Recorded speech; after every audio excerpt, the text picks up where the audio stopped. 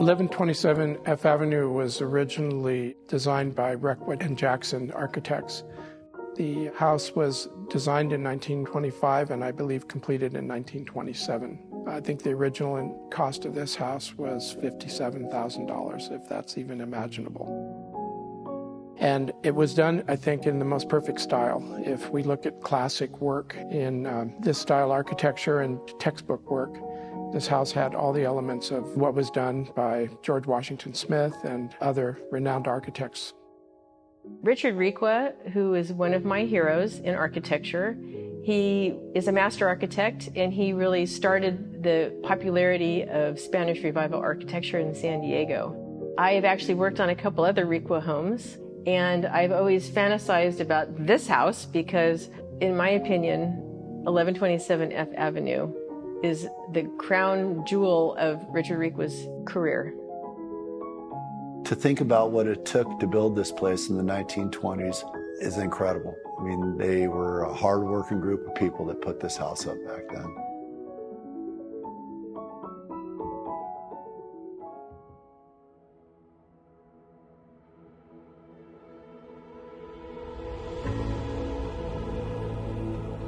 A project like this takes a team, and it takes certainly a lot of teamwork. Everyone was dedicated to making this one of their finest projects. We were incredibly fortunate to have the top people in each field work on this project and really bring it to life.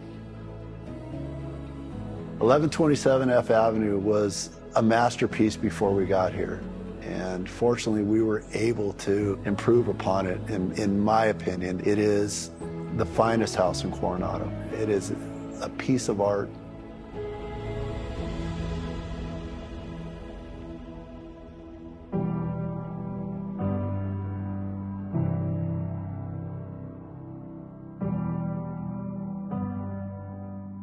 The project was divided into various parts and actually took us 4 years to complete. The design goal on this house was to not create something new and different, but to pick up where Richard Requa left off. The integrity of the original home was timeless, and our goal was to continue that idea that in another 100 years, that this house will look timeless and current yet historic. The new and the old should feel like it's coming from the same hand, or at least the same mindset. 100 years ago, we didn't have all the technology that we have today, so we really needed to deconstruct this house to be able to insert the technology that the clients wanted and that the house kind of deserved based on the era that we're building in.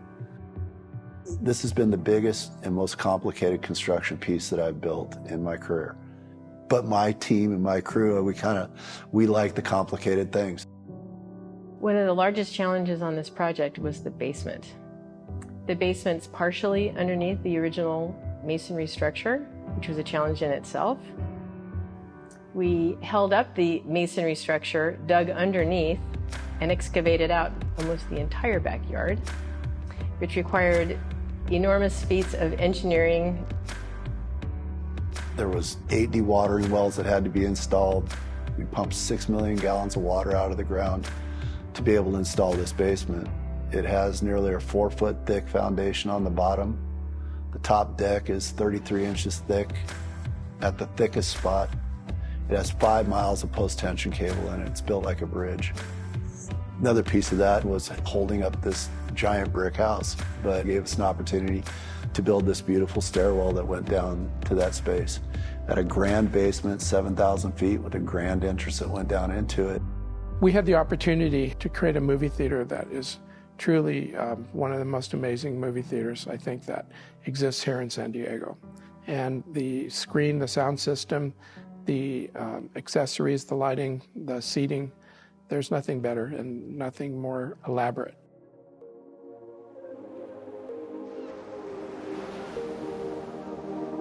One of the most important things for me is the hand craftsmanship. No matter where you look, you see something that is beautifully executed, certainly not dated.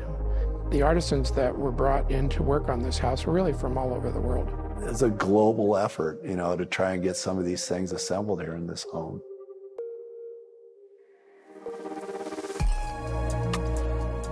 There's so many of those details here that I could go on all day talking about them. I mean, it's just, everywhere you look, it's something special. So you'll notice the scalped beams, even in this space in the entry where we're sitting. That is a handcrafted detail.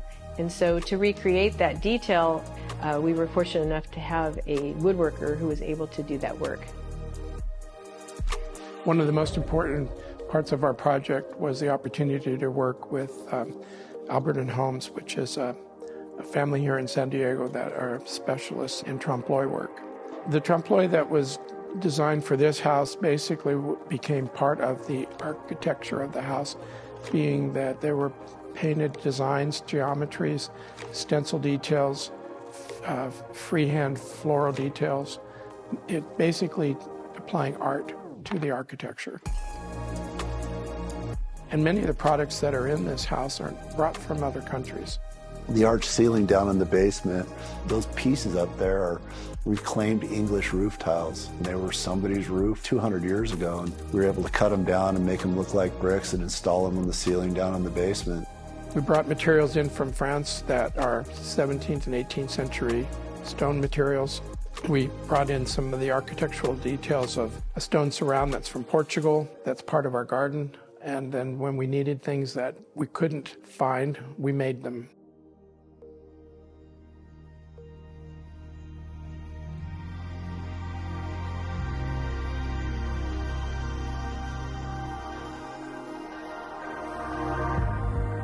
The beauty and magnitude of this house is apparent from the street.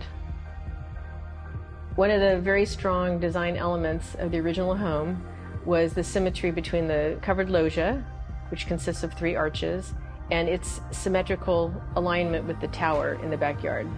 The pool is reflecting the image of the tower.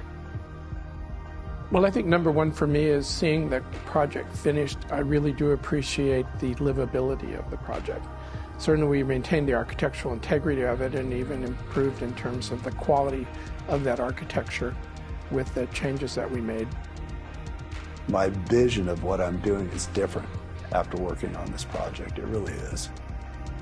Working on 1127 F Avenue has been the highlight of my career, and I will always look back on it as one of my favorite projects.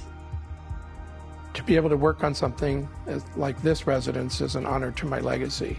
There's nothing in San Diego or any part of the world that is like 1127 F Avenue.